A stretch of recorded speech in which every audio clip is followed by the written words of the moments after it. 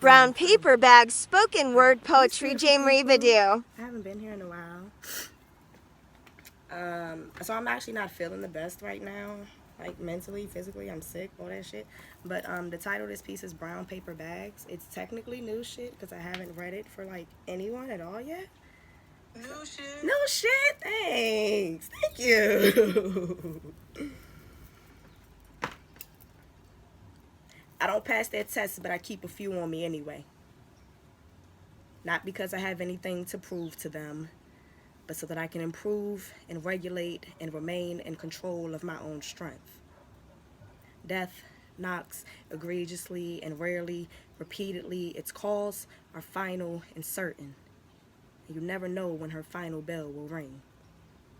So for those of us who see and smell and know, we don't take our gifts lightly. We don't question when God calls us to sit still and listen to the melody of his song play out before us like an orchestra, much louder than a quartet. Everything is a sign when you're looking for one.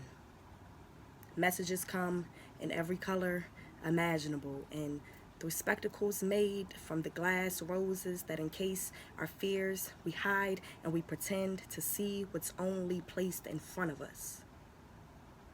Pop quiz. How many people listening to me right now have had a near-death experience? Every single day before writing this poem, I could say the same thing, that I had only experienced it as a child. Could never place my finger on a memory that left me shaking with the clear knowledge of what death looks and smells like. But today, I actually almost died.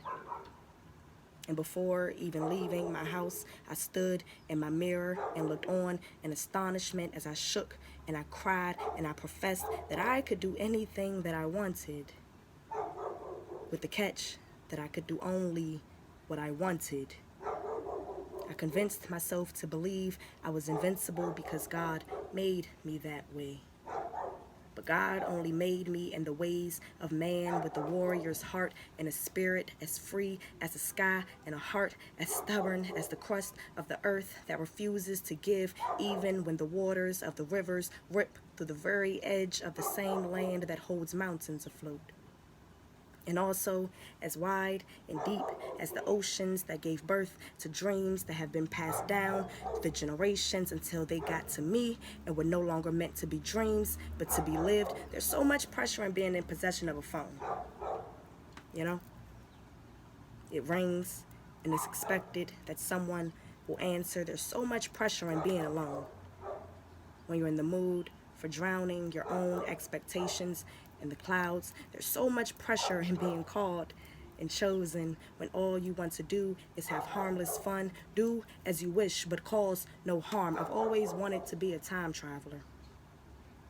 My favorite trilogy is Back to the Future, and my favorite episodes of my favorite shows are always the ones where they have to figure out how the hell time travel works in their world. There's so much pressure in knowing when time will start and stop again. But I revel in peeking between timelines and etching my own story into the fine lines. It must be the rebel in me. But sometimes I miss things. I slip, and I'm reminded I'm not perfect. Made in his image, yes, but wrapped around flesh and bones and a kind heart in a cruel world. And that's the humbling of me. I've even figured out how time travel works in this reality. Through poetry. I'm always quick to tell people, every time you perform a piece, you're transporting yourself and your audience to 3 points in time. The moment that inspired the poem, the moment you wrote the poem, and the moment of performing the poem. Each moment comes with its own memories and feelings and expressions and triggers. I like to carry brown paper bags in my pockets in case of a random panic attack. I don't need death creeping up, trying to get the best of me.